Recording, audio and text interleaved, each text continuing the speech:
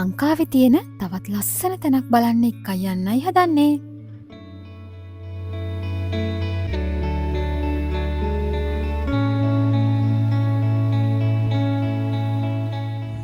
හයි කොහොමද ඔයාලට? අද අපි දිඹුලාගල යන්නේ. අර ඈතින් පේන්නේ දිඹුලාගල කන්ද. එහෙනම් එකතු වෙන්න අද දවසේ මාත් එක්ක මේ සුන්දර චාරිකාව යන්න. මේ ස්වභාව ධර්මයේ අපූර්ව නිමැවුම් බලන්නකො මීදුමත් එක්ක කඳු පන්තියේ පේන ලස්සන.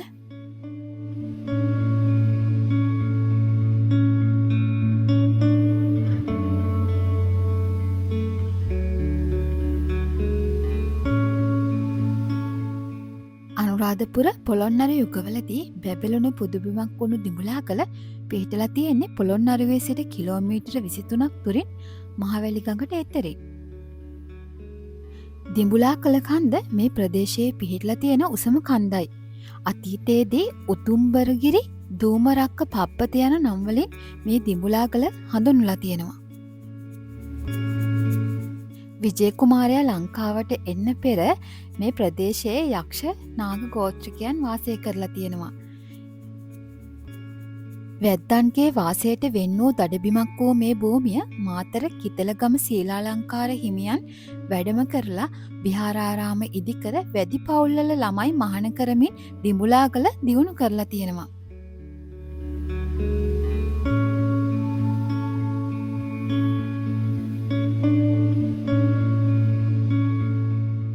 දිඹුලාගල පන්සලට ඇතුල් වෙනකොට වම් පැත්තේ දිඹුලාගල හාමුදුරුවන්ගේ පිළිරුව දකින්න පුළුවන්. මේ පන්සල රැක බලා ගැනීමේ ප්‍රධාන කාර්යය ඉටු කරලා තියෙන්නේ උන්වහන්සේ විසින්. ඒ වගේම මේ ස්ථානයේ උන්වහන්සේ විසින් පාවිච්චි කරන ලද පාත්‍රය ඇතුළු උන්වහන්සේ පරිහරණය කරන වටිනා දේවල් මේ ස්ථානයේ තැන්පත් කරලා තියෙනවා.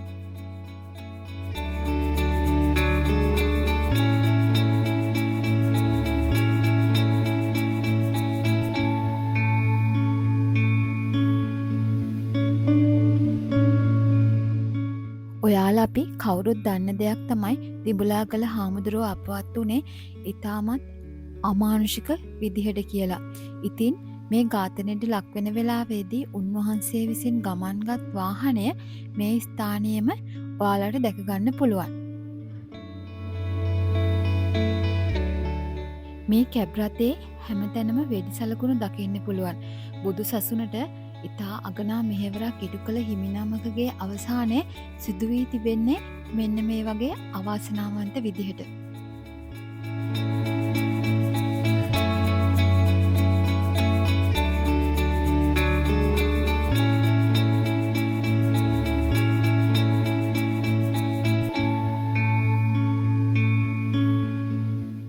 අපි දැන් යමු දිඹුලාගල පන්සල වැඳ පුදා ගන්න. අපට මෙතනින් දිඹුලාගල පන්සලේ ධාතු මන්දිරයට යන්න පුළුවන්. ධාතු මන්දිරේ තැන්පත් කරලා තියෙන්නේ දිඹුලාගල පන්සලේ වැඩ වාසය කරපු භාවනායෝගී භික්ෂූන් වහන්සේලා විසින් නිර්මාණය කරලා තියෙන මේ පිළිම. ඒ පිළිම ඉතා අපූර්ව කැටයම් වලින් නිර්මාණය කරලා තියෙනවා.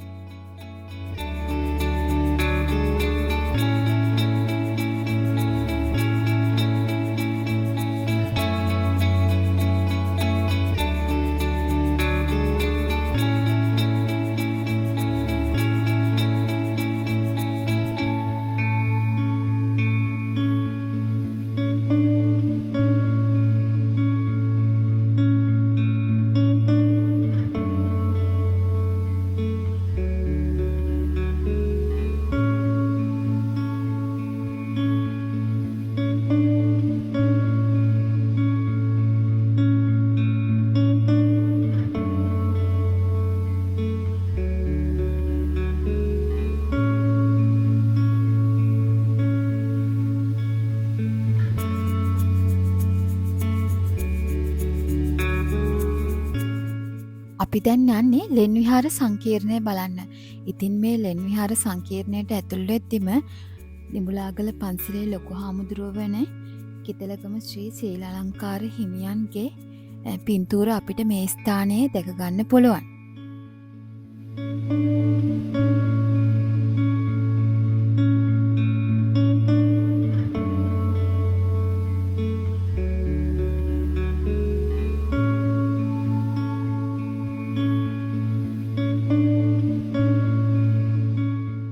ලෙන් විහාර සංකීර්ණය පුරාම අපිට ඉතා අලංකාර චිත්‍ර හා පිළිම දැක ගන්න පුළුවන්. වැද්දන් විසින් මස් පුච්චන් කෑලෙන කොහෙද?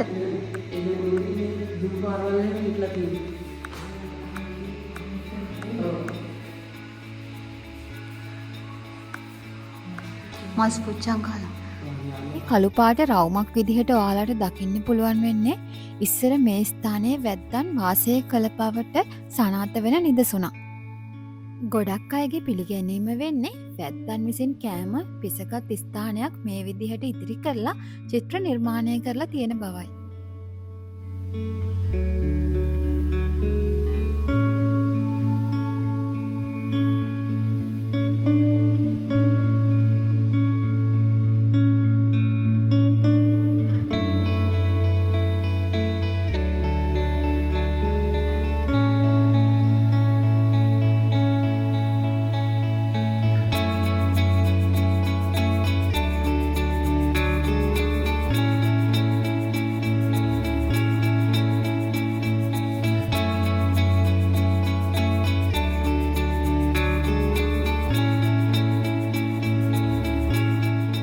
අපට මේලෙන තුළම පුරාවිද්‍යාත්මක නෂ්ටාවශේෂ දැකගන්න පුළුවන්. ඒවා මේ භූමිය තුළින් හමු වෙලා මේ ලෙන තුළට ගෙනල්ලා තැන්පත් කරලා ඇති බවක් තමයි පේන්න තියෙන්නේ.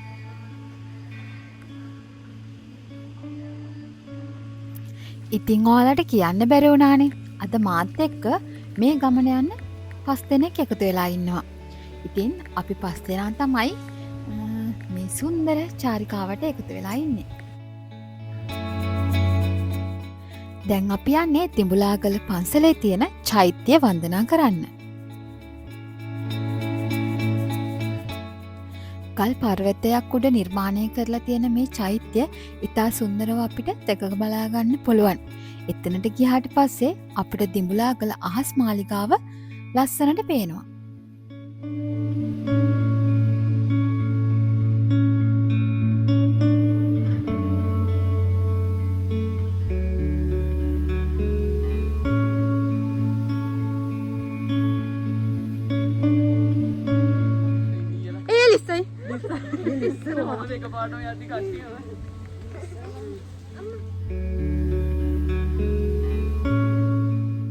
අපි දැන් දිඹුලාගල පන්සලේ තියෙන අහස් මාලිගාව දිහාට යමු.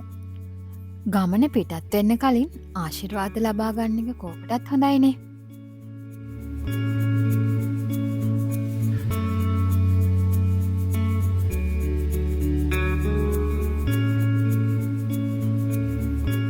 මාලිගාව වන්දනා කරන්න එන ඔබ ඔයාලකින් ඉල්ලා සිටිනවා තෙල් මල් සුවඳ කූරු සහ පූජා ද්‍රව්‍ය රැගෙන මේ වන්දනාවට සහභාගී වෙන ලෙස ඒ වගේම සංවර ඇඳුමින් සැරසිලා එන්න කියලා ඉල්ලා සිටිනවා.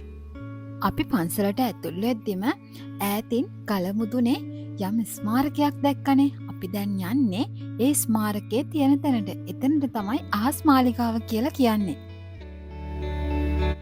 අහස් මාලිගාවට යන්න තියෙන පාර හරිම ලස්සනයි. ගස් කොළන් වලින් පිරුණු පරිසරයක් මැදින් තමයි අපිට මේ ගමන යන්න තියෙන්නේ.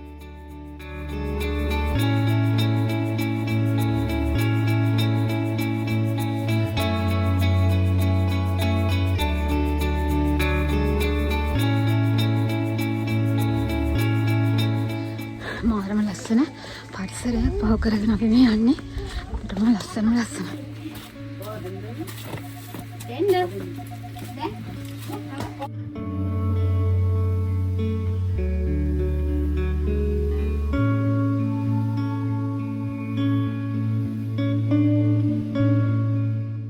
තව අපි අච්චර දුරක් යන්න ඕනේ.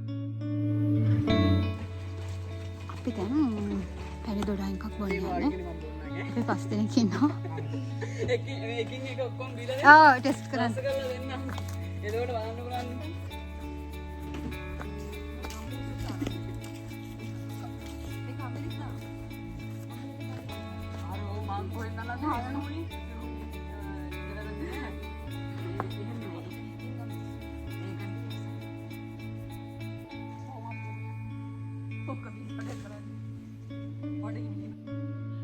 සැලකිය යුතු දුරක් යන්න තියෙන නිසා අපේ ගමනේ මහන්සිය මේ විදිහට නිවා ගන්න හිතුවා. අනිත් පැත්තට වීඩියෝ කරන්න. මට ඕන වෙන්නේ වීඩියෝස් වලට.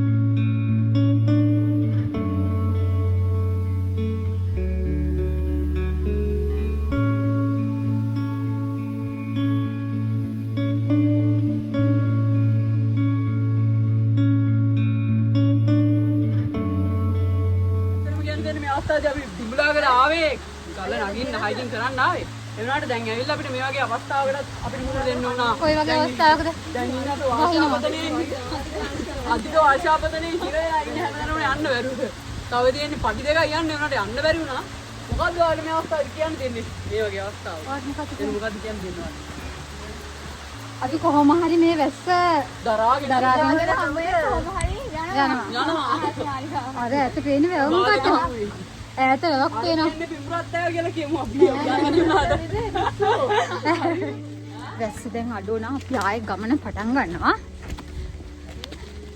අර ඇතින් වැවක් පේනවා. ඒ වැව ඒ හරියනම් හොඳටම පායලා ඉරාව තියෙනවා. දැන් අපි පොඩක් පරිස්සමෙන් යන්න ඕනේ. මොකද මේ පඩිපෙළ උඩට වතුර වැටිලා ලිස්සනවා.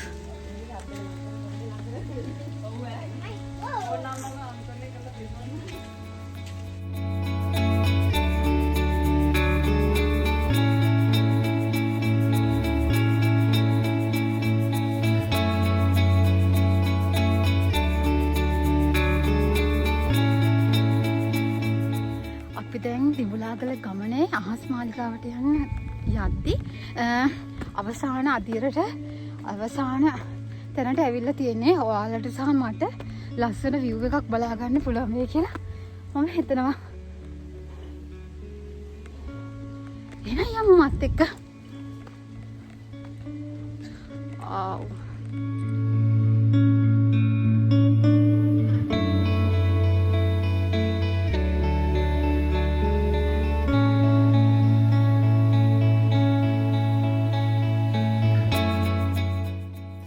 මේ ඉන්නේ අපේ බාප්පගේ දුව. එයා නිසා තමයි අද මට මේ ගමන එන්න පුළුවන් වුණේ.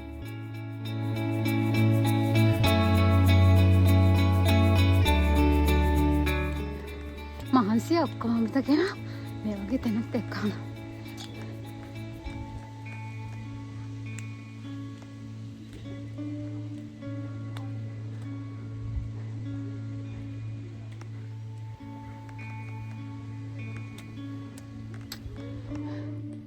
අවසානට අපි දිඹුලාගල අහස් මාලිගාවට ආවා. දැන් ඔයාලට තියෙන්නේ මේ සුන්දරත්වය විඳගන්න.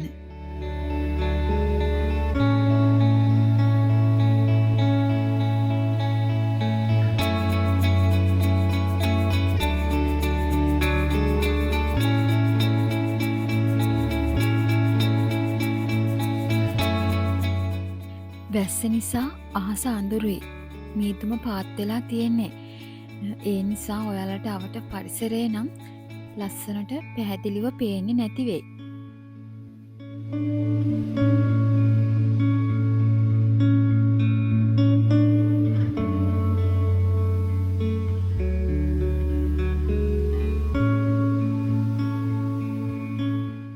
මේ තියෙන්නේ දිඹුලාගල කඳු මුහුදුනේ තියෙන ශ්‍රී පාද පද්මය.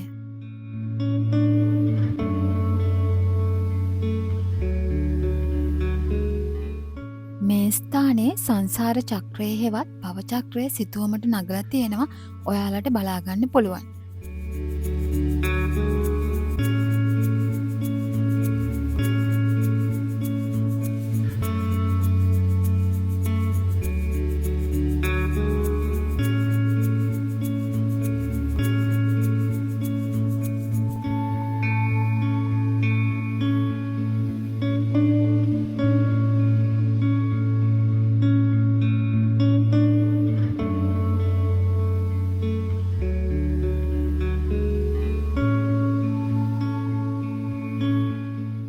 ඉතා සුන්දර කඳු වැටියක් වෙන දිඹුලාගල ස්වභාදහම අගයන කඳු නගින්නන්ට අපූරු අත්දැකීමක් ලබා දෙන පරිසර ඉසව්වක් කියලා හඳුන්වන්න පුළුවන්. අපට මේ පේන කඳු මුදුන්වල තව බලන්න ගොඩක් දේවල් තියෙනවා. ඒ අතරින් විශේෂ දෙයක් වෙන්නේ කටාරම් කොටන ගල්ලෙන් වගේම කිසිදා නොසිදෙන ඖෂධ පොකුණක්. ඒ කියන්නේ වතුර වලින් පිරුණු පොකුණක් තියෙනවා. ඉතින් ඒක බලන්න කවදා හරි දවසක එන්න ඕනි කියලා පුංචි ප්‍රාර්ථනාවකුත් තියාගෙන අපි දැන් මේ ගමන හමාර කරමු. අපි 5 දෙනා විතරක් ආව නිසා අපේ පරිස්සම අපිම බලා ගන්න එපයි. ඒ හින්දා දැන් මේ කඳු මුදුන බහින ගමන් ඉන්නේ ගොඩක් පරිස්සමට කට්ටියම.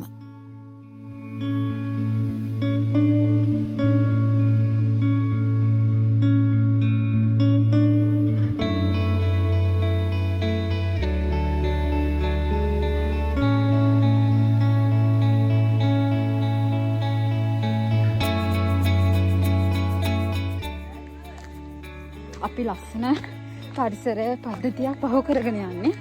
වැස්සා ඒ වුණාට ඒක අපිට ලොකු බාධාවක් වුණේ නැහැ. පඩි පෙළවල් හැමතැනම හදලා තියෙනවා. පොඩි දෙයකට උනේ අපිට අහස් මාලිගාවේ එතන උඩ වීඩියෝ කරන්න දුන්නේ නැහැ. ඊට පස්සේ අපි දැන් කෑම කාලා නාමල් පොකුණ බලන්න යනවා. දැන් වෙලාව 12:54යි. එකට කිට්ටුවේ බඩගිනි ගොඩක්. අපි ආපු කට්ටියට චුට්ටක් මහන්සි.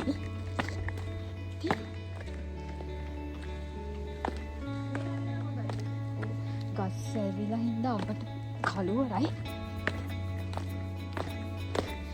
දිඹුලාගල පන්සලටම අයිති ඉපැරණි නටබුන් බලන්න යන්න නම් අපි නාමල් පොකුණ රජමහා විහාරයට යන්න ඕනේ. ඉතින් නාමල් පොකුණ රජමහා විහාරයට යන්න අපිට දිඹුලාගල කඳු මුදුනේ ධම්ම පාරක් තියෙනවා. ඒ කැලේ මැදින් යන්න තියෙන පාරක්. ඒ වුණාට අපි බයික් නවත්තලා ආවේ දිඹුලාගල පන්සලේ නිසා අපි ප්‍රධාන පාරෙන් නාමල් පොකුණ පන්සලට යන්න පුළුවන්. ඉතින් මම ඒ බ්ලොග් එක ඊළඟ එකකින් අරගෙන එන්නම් නාමල් පොකුණ රජමහා විහාරයේ බ්ලොග් එක. මොකද මේ වීඩියෝ එක ගොඩක් දික් වෙන නිසා. අහස් මාලිගාව වන්දනා කරන්න එන ඔයාලගෙන් ඉල්ලා සිටිනවා තෙල් මල් හඳුන් කූරු වගේම සංවර ඇඳුමින් සැරසිලා එන්න කියලා ඉල්ලා සිටිනවා. ඒ සියල්ලම කියන්නේ මේ වගේ පින්වන්ත භූමියකට එද්දී ඇත්තටම අරගෙන එනවා නම් ගොඩක් වටිනවා. මොකද සෙනග ගොඩක් එන්නෙත් නැහැ. ගොඩාක් ඓතිහාසික වටිනාකමින් යුතු ස්ථානයක් කියලා මේ ස්ථානය හඳුන්වන්න පුළුවන්.